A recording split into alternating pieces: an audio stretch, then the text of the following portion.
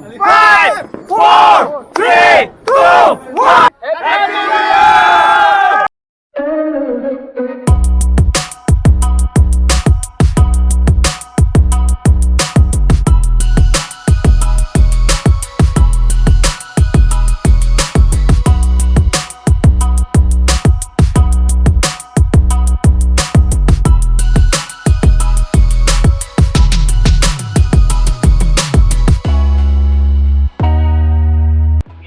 First ki nungdang 2019 gi bye bye gi ma'am कोई gather tore aduga sida nganu lere sida ok lere ok cha da gi na nganu lere nganu cha da gi na ok lere hoi horen sa na ba sa wa haw na ba naren sembi ba barbecue do ne oh asni ji awe asni na ju semba loisale aje Happy New Year Happy New Year Happy New Year, Al!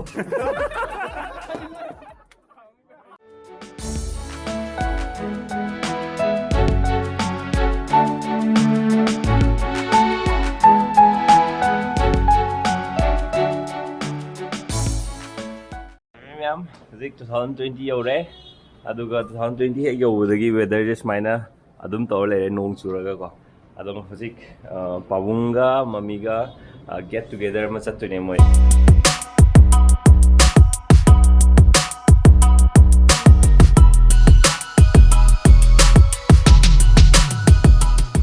Aku meeting masa nama panggung di same sari, mami sudah selesai, selesai, tu, apa saja jam aja. Itu 1984 lagi, Fuji unadui sini buka. Di nearly about 36 years matung dene unadui je. Oh, 82 deh, 84 buk taminara maga, ada lagi Fuji pun dunia me amja.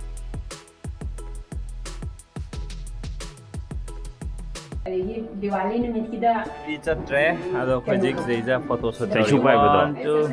Photo session. Saisu do ina saisu pai ba photo do profile picture ina sindo e ba ko. Ani da sindo ko sida mana saisu ga yam pai ri sibu grandmother di practice to rira. Ani da ai na te ai na ro ni pai bani na ai ta mo de ni.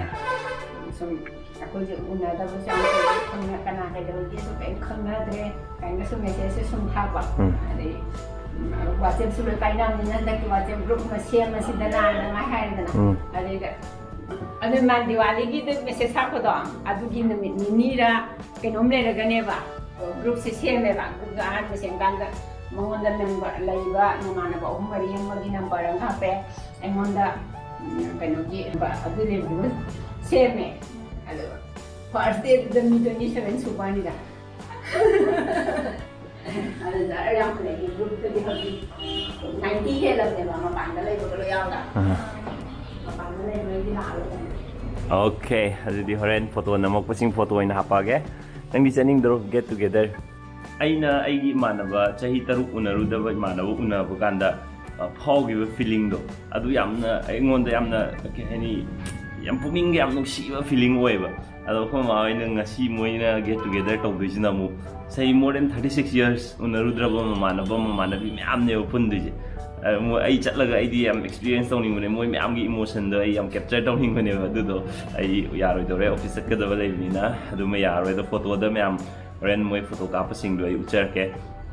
Yang minasi, aduga get together je, adum tahu je, aku Manipur dah hana si je cakna biu ni lerem, belem dah berada di khang dia tu, sumber get together kan have sumber pot si di cakna biu oi betul sukai dah berada ai khalle, you di kui no, aku macam je mon, ibani class 10 dek class 9 tu lagi pick ingat dia tapi ni have ni, ibani le minaram dah di kesungan si mana kulla le si kesu unaroi buka, atau pai mana buka aku 9 tu dah tapi ni aku macam khang di loi khang na ra una ba su bang phang da ba phone da ke da pau phang na ju una ba su bang phang da me amam le ba smaina get together de sil laga di one day or ga su una ba phangi da na ba yam no ai ba moment me amne share to de je phami na si to identity card yo si ako ma je thai na kamai na uram ge de mo ai muri je si na ni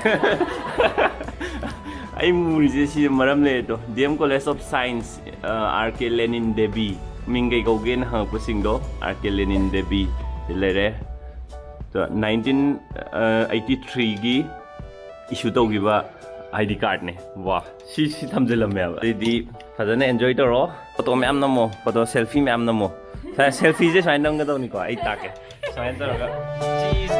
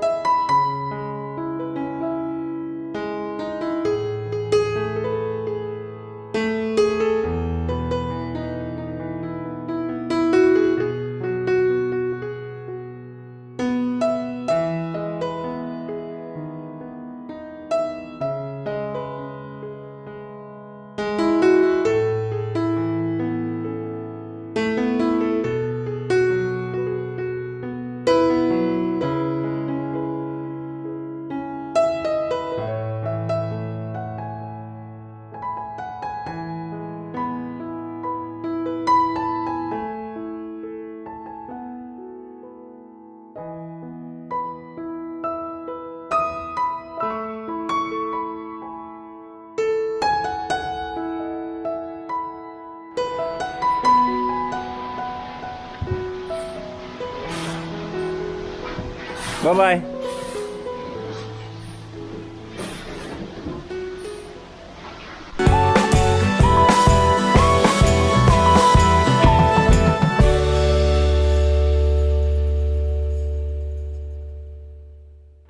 ꯑꯩꯈꯣꯏ ꯐꯦꯃꯤꯂꯤꯒꯤ ꯑꯩꯅ ꯈ꯭ꯋꯥꯏ ꯄꯥꯝꯖꯕꯁꯦꯀꯣ ꯄꯥꯎꯅ ꯆꯥꯛ ꯊꯣꯡꯉꯝꯃꯦ ꯉꯁꯤ ꯑꯩꯅ ꯊꯤꯔꯦ ꯑꯩꯈꯣꯏ ꯃꯌꯥꯝ ꯑꯃꯅ ꯃꯩ ꯃꯇꯦꯡ ꯂꯣꯏ ꯄꯥꯡꯉ ꯊꯕꯛꯁꯦ ꯑꯃꯗ ꯂꯣꯏ ꯗꯤꯄꯦꯟ ꯇꯧꯍꯟꯗꯕꯗꯀꯣ ꯑꯃꯅꯁꯨ ꯇꯧꯕ ꯑꯃꯅꯁꯨ ꯇꯧꯕ ꯂꯣꯏꯅꯃꯛ ꯃꯇꯦꯡ ꯄꯥꯡꯅꯔ ꯇꯧꯕꯗ ꯑꯗꯨꯗꯣ ꯌꯥꯝ ꯅꯨꯡꯉꯥꯏ ꯑꯗꯨꯒ ꯆꯥꯛ ꯆꯥꯊꯣꯛꯑꯦ ꯑꯣꯐꯤꯁ ꯑꯃꯨꯛ ꯆꯠꯂꯅꯤ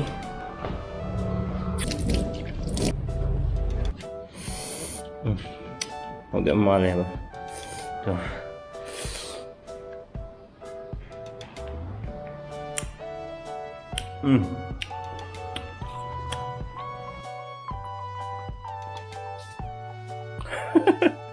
Chưa đây chạy này. Bye bye đi rồi nè.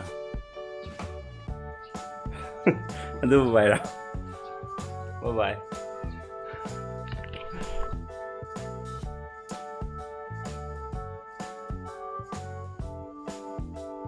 Hꯧꯖꯤꯛꯀꯤꯗꯨꯅꯦ ꯑꯩꯒꯤ ꯕꯦꯛꯒ꯭ꯔꯥꯎꯟꯗ ꯂꯩꯕ ꯐꯣꯇꯣꯁꯤꯡꯗꯣ ꯍꯧꯖꯤꯛ ꯑꯣꯐꯤꯁ ꯆꯠꯂꯨꯈꯤꯒꯦ ꯑꯗꯨ ꯍꯣꯔꯦꯟ ꯑꯩ ꯃꯌꯥꯝꯒ ꯋꯥꯔꯤ ꯈꯤꯇꯪ ꯁꯦꯌꯔ ꯇꯧꯅꯤꯡꯉꯦ 2020ꯒꯤ ꯑꯣꯏꯕ ꯑꯗꯣ ꯑꯃꯨꯛ ꯍꯥꯞꯄꯛꯀꯦ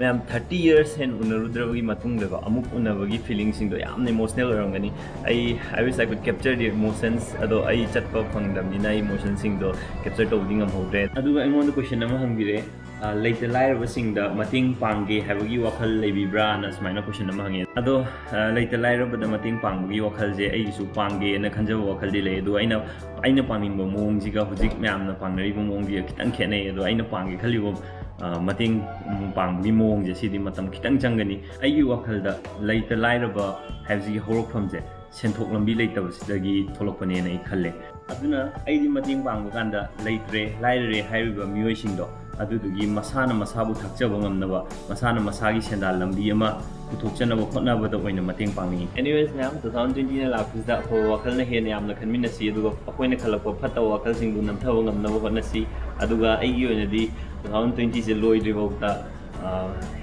healthy oiba body ama figure kitang taba body ama noidaba hojik noi smaina noidaba body ꯑꯃ ꯁꯦꯝꯅꯕ ꯑꯩ ꯀꯟꯅ ꯍꯣꯠꯅꯒꯦꯅ ꯈꯜꯂꯦ ꯑꯗꯣ ꯌꯥꯝꯅ ꯂꯨꯕ ꯊꯕꯛꯄꯨꯗꯤ ꯑꯣꯏꯔꯅꯤ ꯑꯩ ꯖꯤꯝꯁꯨ ꯆꯠꯇꯦ ꯑꯗꯨꯒ ꯆꯥꯔꯤꯕ ꯆꯤꯟꯖꯥꯛ ꯃꯌꯥꯝꯁꯤꯁꯨ ꯀꯩ ꯍꯥꯏꯅꯤ ꯅ꯭ꯌꯨꯇ꯭ꯔꯤꯁꯅꯤꯁ ꯑꯃ ꯇꯥꯟꯅꯔꯒ ꯆꯥꯕ ꯑꯝꯇ ꯅꯠꯇꯦ ꯑꯩꯈꯣꯏ ꯗꯦꯂꯤ ꯅꯣꯔꯃꯦꯜ ꯑꯩꯈꯣꯏ ꯃꯌꯥꯝꯅ ꯆꯥꯅꯔꯤꯕ ꯆꯤꯟꯖꯥꯛꯁꯤ ꯉꯥꯛꯇꯅꯤ ꯑꯗꯨꯅ ꯈꯤꯇꯪꯗꯤ ꯀꯨꯏꯅ ꯆꯪꯒꯅꯤ ꯑꯗꯨꯕꯨ ꯑꯦꯝꯁꯤꯗꯤ ꯍꯥꯏ ꯊꯝꯕꯗ ꯀꯩꯝꯇ ꯀꯥꯏꯗꯦꯅ ꯈꯜꯂꯦ ꯉꯝꯕ ꯉꯝꯗꯕꯗꯨꯗꯤ ꯍꯣꯠꯅꯕꯒꯤ ꯃꯇꯨꯡ ꯏꯜꯂꯦ ꯑꯗꯣ ꯃꯌꯥꯝꯒꯤꯁꯨ ꯍꯟꯗꯛꯀꯤ 2020ꯒꯤ ꯅ꯭ꯌꯨ ꯏꯌꯔ ꯔꯤꯖꯣꯂꯨꯁꯟ ꯀꯩꯀꯩꯅꯣ ꯍꯥꯏꯕꯗꯣ ꯀꯃꯦꯟꯇ ꯁꯣꯏꯗꯅ ꯍꯥꯏꯕꯤꯔꯝꯃꯨ ꯃꯌꯥꯝꯅ ꯄꯤꯕꯤꯔꯛꯄ ꯀꯃꯦꯟ ꯁꯖꯦꯁꯟ ꯄꯥꯕ ꯌꯥꯝ ꯅꯨꯡꯉꯥꯏꯖꯩ ꯄꯨꯛꯅꯤꯡ ꯊꯧꯒꯠꯄꯤꯔꯛꯄ ꯊꯥꯒꯠ ꯋꯥꯍꯩ ꯍꯥꯏꯕꯤꯔꯛꯄꯒꯤꯗꯃꯛꯇ ꯊꯦꯡꯛ ꯌꯨ ꯁꯣ ꯃꯆ ꯑꯗꯨꯒ ꯚꯤꯗꯤꯑꯣ ꯑꯁꯤ ꯂꯣꯏꯕꯐꯥꯎ ꯌꯦꯡꯕꯤꯕꯒꯤꯗꯃꯛꯇ ꯑꯃꯨꯛ ꯍꯟꯅ ꯊꯥꯒꯠꯄ ꯐꯣꯡꯗꯣꯛꯆꯔꯤ ꯉꯁꯤꯒꯤꯗꯤ ꯚꯤꯗꯤꯑꯣꯁꯤ ꯃꯇꯥꯡ ꯑꯁꯤ ꯂꯣꯏꯁꯤꯟꯖꯔꯒꯦ ꯃꯌꯥꯝ ꯕꯥꯏ